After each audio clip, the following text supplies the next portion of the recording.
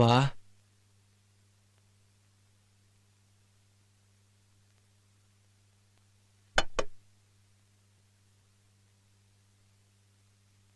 ಯಾಕೋ ಮಗನೇ, ಏನಾಯ್ತು? ಅವ್ವ, ನೀನ್ ತೊಡೆ ಮೇಲೆ ಮನ್ಕೋಬೇಕು ಅನ್ನಿಸ್ತಾ ಇದೆ, ಮನ್ಕೊಳ್ಳವ?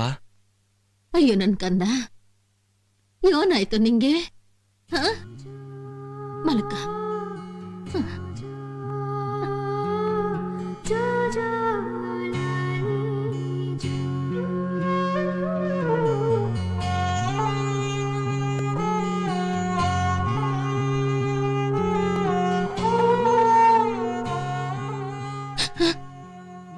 ಏನಾಯ್ತು ಮಗ? ಅವ್ವ, ನಾನ್ ಏನವ ತಪ್ಪು ಮಾಡ್ದೆ? ನನ್ಗೆ ಯಾಕವ ಈ ಶಿಕ್ಷೆ? ಯಾಕೋ ಹಿಂಗಂತೀಯ? ನಿನಗೇನ್ ಶಿಕ್ಷೆ ಆಗದಪ್ಪ? ಸಂಗೀತ ನಮ್ಮನ್ನೆಲ್ಲ ಬಿಟ್ಟು ಊರ್ಗೊಟ್ಟೋದ್ಲಲ್ಲವ. ಅವಳೆ ಅವತ್ತಿದ್ರು ಅವಳ ಮನೆಗೆ ಅವಳು ಹೋಗ್ಲೇಬೇಕಲ್ಲನಪ್ಪ. ಹೌದವ, ಆದ್ರೆ ಅವಳು ನನ್ನ ಹತ್ರನೇ ವಿಷಯನ ಮುಚ್ಚಿಟ್ಬಿಟ್ಲಲ್ಲವ. ಇವತ್ತವಳ ಮದ್ವೆ ಅನ್ನೋದನ್ನ ನನ್ನ ಹತ್ರನೂ ಹೇಳ್ದೆ ಗುಟ್ಟಾಗಿಟ್ಬಿಟ್ಟು ಹೊಟ್ಟೋದ್ಲಲ್ಲವ. ನಿಂಗೆ ಯಾರಪ್ಪ ಹೇಳಿದ್ದು? ನಂಗೆಲ್ಲ ಗೊತ್ತವ.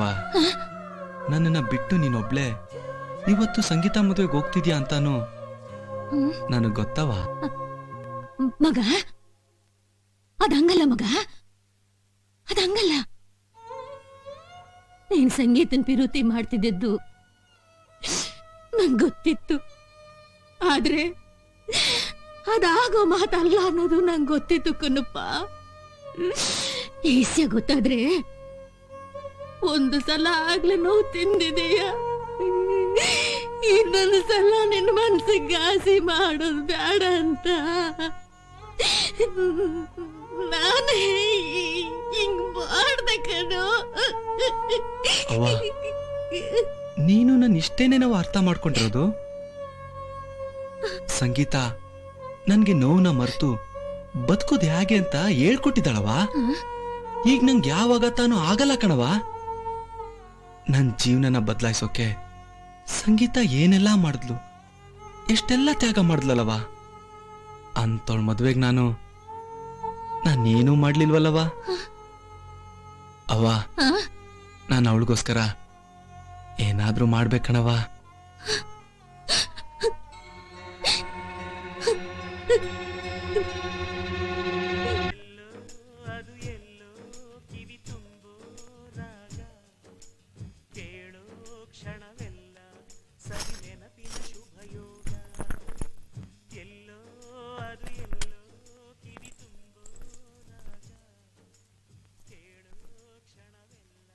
ಆಂಟಿ,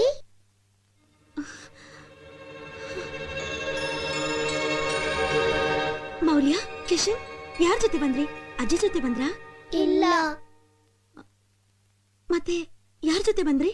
ಯಾರು ಬಂದಿಲ್ಲ, ನಾವಿಬ್ರೇ ಬಂದ್ವಿ. ಅಷ್ಟು ದೂರದಿಂದ ನೀವಿಬ್ರೇ ಬಂದ್ರಾ? ಮನೆಯಲ್ಲಿ ಆನಂದ್ ಅಂಕಲ್ ಅಜ್ಜಿ ತೊಡೆ ಮೇಲೆ ಮಲ್ಕೊಂಡು ಅಳ್ತಾ ಇದ್ರು. ಅಂಕಲ್ಗೆ ಏನಾಯ್ತು? ಆನಂದ್ ಅಂಕಲ್ ನಿಮ್ಮನ್ನ ತುಂಬಾ ಇಷ್ಟ ಪಡ್ತಾ ಇದ್ದಾರೆ, ನಿಮ್ಮನ್ನ ತುಂಬಾ ಪ್ರೀತಿಸ್ತಾ ಇದ್ದಾರೆ. ಇದನ್ನೇ ಅಜ್ಜಿ ಹತ್ರ ಹೇಳ್ಕೊಂಡು ಆನಂದ್ ಅಂಕಲ್ ಅಳ್ತಾ ಇದ್ರು. ಆಂಟಿ, ನೀವು ಆನಂದ್ ಅಂಕಲ್ ನ ಬಿಟ್ಬಿಟ್ಟು ಬಂದ್ಬಿಟ್ರಾ? ಮತ್ತೆ ಆ ಮನೆಗೆ ಬರೋದೇ ಇಲ್ವಾ?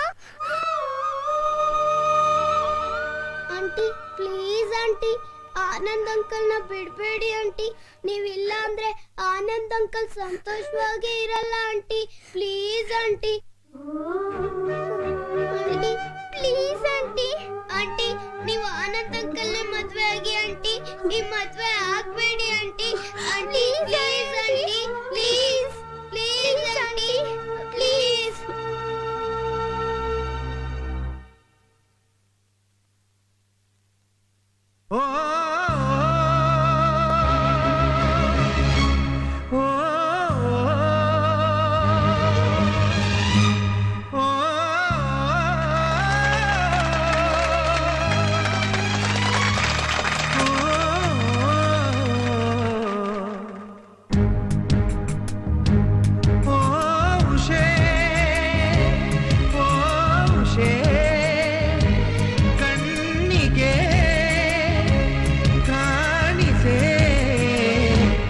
17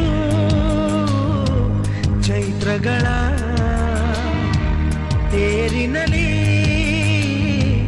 ಬಂದವಳ ಒಲವಿನ ಹೂವ ಹಾಕಿ ಹೇಳುವೆನ ಸುಸ್ವಾಗತ ಸ್ವಾಗತ.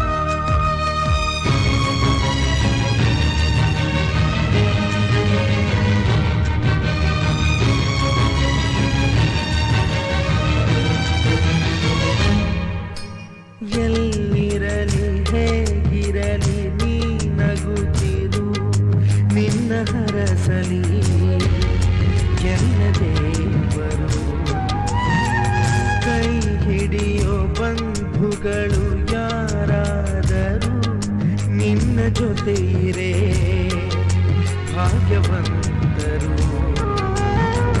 ನಾಳಿನ ಬಾಳಿನ ದಾರಿಯಲಿ ಒಳ್ಳೆಯ ದಿನಗಳೇ ಬರುತ್ತಿರಲಿ. ಈ ಮನಸ್ಸಿನ ಮೇಲೆ ನಿನ್ನ ಗುರುತಿದೆ ಸುಖವಾಗಿರು.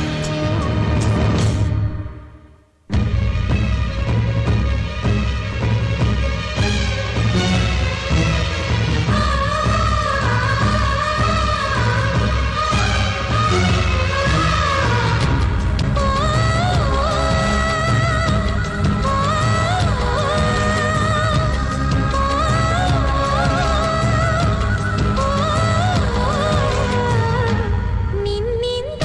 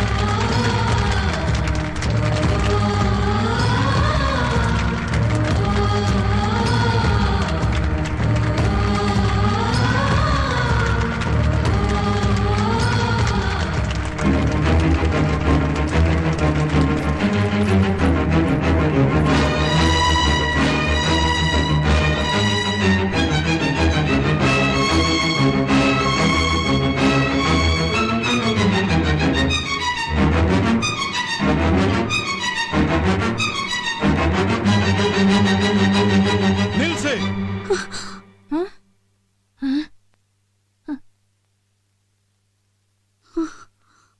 ಈ ಮದುವೆ ನಡಿ ಕುಡ್ದು.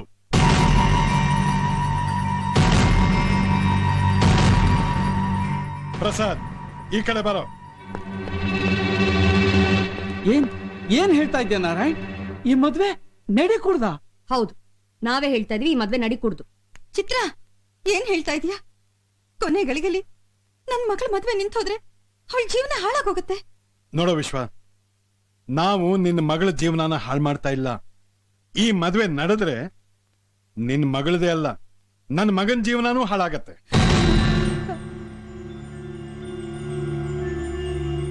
ಮದುವೆ ಅನ್ನೋದು ಕೇವಲ ಎರಡು ಸಂಸಾರಗಳ ಮಧ್ಯೆ ನಡೆಯೋ ಕಮಿಟ್ಮೆಂಟ್ ಅಲ್ಲ, ಎರಡು ಹೃದಯಗಳ ಕಮಿಟ್ಮೆಂಟ್ ಆಗ್ಬೇಕು.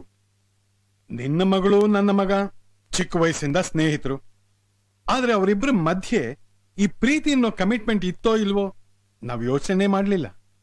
ನನ್ನ ನಿನ್ನ ಸ್ನೇಹನ ಸಂಬಂಧವಾಗಿ ರೂಪಿಸ್ಬೇಕು ಅನ್ನೋದಕ್ಕೋಸ್ಕರ ನಾವ್ ಈ ಮದುವೆ ಫಿಕ್ಸ್ ಮಾಡೋದು. ನಮಗೆ ನಮ್ಮ ಭಾವನೆಗಳಿಗೆ ಗೌರವ ಕೊಟ್ಟು ಪಾಪ ಅವರಿಬ್ರು ಒಪ್ಕೊಂಡ್ರು. ವಿಶ್ವ, ಒಂದು ಹುಡುಗಿ ಹೃದಯದಲ್ಲಿ ಪ್ರೀತಿ ಹುಟ್ಟಿದ್ರೆ ಅದು ಕಣ್ಣಲ್ಲಿ ಕಾಣಿಸುತ್ತೆ ಅಂತಾರೆ. ಇವತ್ತು ಆ ಪ್ರೀತಿನ ನಾನು ಸಂಗೀತ ಕಣ್ಣಲ್ಲಿ ನೋಡಿದೆ. ಆದ್ರೆ ಅದು ನನ್ನ ಮಗನಿಗೋಸ್ಕರ ಅಲ್ಲ, ಆ ಹುಡುಗ ಆನಂದಗೋಸ್ಕರ. ನಾವು ಏರ್ಪೋರ್ಟ್ ಇಂದ ಬರುವಾಗ ನಮ್ ಕಾರಿನ ಡ್ರೈವರ್ ಇವರಿಬ್ರು ಪೋಸ್ಟರ್ ನೋಡಿ ಮೇಡ್ ಫಾರ್ ಈಚ್ ಅದರ್ ಅಂದ. ಇಡೀ ಕರ್ನಾಟಕದ ಜನ ಇವ್ರ ಹಾಡು ಹೇಳೋದನ್ನ ಕೇಳಿ ಇವ್ರ voice made for each other ಅಂದ್ರು. ಏನು ಗೊತ್ತಿಲ್ಲದೆ ಇರೋ ಆ ಇಬ್ರು ಚಿಕ್ಕ ಮಕ್ಕಳು ಇವರಿಬ್ರು ಒಂದಾದ್ರೆ ಎಷ್ಟು ಚೆನ್ನಾಗಿರುತ್ತೆ ಅಂತ ಫೀಲ್ ಮಾಡಿದ್ರು. ಹೀಗೆ ಇವರಿಬ್ರು ಒಂದಾದ್ರೆ ಒಳ್ಳೇದು ಅಂತ ಎಲ್ರೂ ಅನ್ಕೋತಿರುವಾಗ ಇವ್ರನ್ನ ನಾವು ಬೇರೆ ಮಾಡಿದ್ರೆ ಜನ ಇರ್ಲಿ, ಆ ದೇವ್ರು ಕೂಡ ನಮ್ಮನ್ನ ಕ್ಷಮಿಸೋಲ್ಲ. ನನ್ನ ಮಗ ನಿನ್ನ ಅಳಿಯ ಆಗ್ಬೇಕು, ನಿನ್ನ ಮಗಳು ನನ್ನ ಸೊಸೆ ಆಗ್ಬೇಕು, ಅದು ನಮ್ ಕಮಿಟ್ಮೆಂಟ್. ಅದು ಈಗ್ಲೂ ಸಾಧ್ಯ. ನಿನ್ನ ಚಿಕ್ಕ ಮಗಳು ನನ್ನ ಮಗನ್ ಮದುವೆ ಮಾಡ್ಕೊಳಕ್ ಒಪ್ಕೊಂಡ್ರೆ. ಆದ್ರೆ ಸಂಗೀತ ಮಾತ್ರ ಯಾವತ್ತಿದ್ರೂ ಆನಂದ್ಗೆ ಸೇರ್ಬೇಕು. ಆನಂದ್ ಹಾಡ್ತಾ ಇರ್ಬೇಕು ಅಂದ್ರೆ ಸಂಗೀತ ಜೊತೆ ಇರ್ಬೇಕು. ಸಂಗೀತ ಆನಂದವಾಗಿರ್ಬೇಕು ಅಂದ್ರೆ ಆನಂದ್ ಜೊತೆ ಇರ್ಬೇಕು. ಸಂಗೀತ ಇದ್ರೆ ಆನಂದ, ಆನಂದ ಇದ್ರೆ ಸಂಗೀತ, ಇವರಿಬ್ರು ಒಂದಾಗ್ಬೇಕು ಅನ್ನೋದೇ ನಮ್ಮ ಅಭಿಪ್ರಾಯ. ಏನಮ್ಮ ಸಂಗೀತ, ಏನ್ ಹೇಳ್ತೀಯ?